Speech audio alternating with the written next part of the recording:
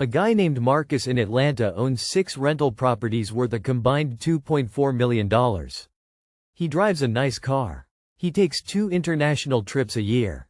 And every single month, he writes a check to a landlord for his own apartment. His tenants are building his wealth. His landlord is building someone else's. That sounds insane, until you understand what Marcus actually knows.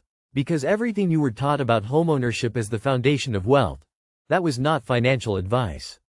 That was a mortgage industry marketing campaign that got repeated so many times it became gospel. Here is what they never showed you. A primary residence is not an asset in the way that word is supposed to work. It does not put money in your pocket every month. It pulls money out. Property taxes, maintenance, insurance, WA fees, interest on a 30-year mortgage. You are paying all of that for a place that might appreciate over time. Meanwhile, that capital is completely locked up and doing zero productive work. Marcus understands something different. He understands the difference between a liability that looks like an asset and a real cash-flowing machine. So let me walk you through exactly how this works. And I promise by the end of this you are going to look at your own housing situation completely differently. When Marcus bought his first investment property 7 years ago, he had $40,000 saved. He could have used that as a down payment on a modest home for himself. That is what his parents told him to do. That is what every ad on television told him to do. Instead, he put that $40,000 down on a 2-unit duplex in a working-class neighborhood outside of Atlanta. He rented both units out. After the mortgage, insurance, and taxes, he cleared about $600 a month in cash flow. Not life-changing on its own. But here is what matters. That property also appreciated. And more importantly, his tenants were paying down his mortgage principal every single month. He kept renting his own place for $900 a month.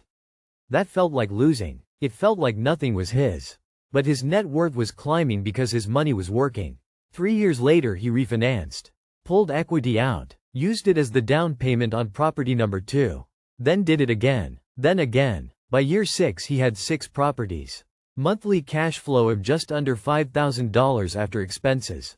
And a combined equity position that had him sitting on real generational wealth. Meanwhile, his neighbor, same age, same starting income, bought a primary residence in year 1. Put most of his savings into that down payment. Has been making payments for 6 years. Has almost no cash flow. Has limited liquidity. And if the market dips, that net worth number on paper disappears fast. If this is surprising you, subscribe right now. Because we cover exactly this kind of thing. The stuff financial media skips because it does not sell mortgages or mutual funds. Now here is the second layer. And this one is the part that most people never hear. Renting your primary residence actually gives you strategic mobility. This is not just about math. It is about optionality. Owning a home ties you to a zip code. It makes you rigid. It slows you down. If a better job market opens up in another city, a homeowner has to sell, pay agent fees, pay closing costs, and wait months. A renter is gone in 30 days. The average self-made millionaire changes their primary city of residence 2.3 times in the decade where they build the most wealth. That is not a coincidence. They go where the opportunity is. They chase income growth aggressively in their 30s. A mortgage on a primary home is a physical anchor holding them in place. And here is the thing about those investment properties. Marcus does not live in Atlanta because he owns property in Atlanta. He owns property in Atlanta because the numbers work there. He could move to Miami tomorrow. His cash flow follows him. His assets stay working. There is also a tax dimension that rarely gets discussed. Investment properties generate depreciation deductions. They generate expense write-offs. The mortgage interest on a rental is a business expense. On your primary home, it is just debt service. The government literally rewards you for owning property that makes money and gives you far less for owning the place you sleep in. So what does this mean for you practically? First, stop treating homeownership as the default first move. It is not a neutral decision. It is a financial strategy. And like every strategy, it needs to match your actual goals. Second, run the real numbers on renting versus owning in your specific market. In cities like San Francisco, Austin, or New York, the price-to-rent ratio is so distorted that buying a primary home has almost no mathematical justification unless you plan to stay for 15 or more years. In those markets, renting and investing the difference wins almost every time on paper. Third, if you have any savings building up right now, ask yourself this one question. Is this money working, or is it just sitting here waiting to become a down payment on a liability? The first investment property does not have to be a $1 million apartment complex. Marcus started with a $40,000 duplex.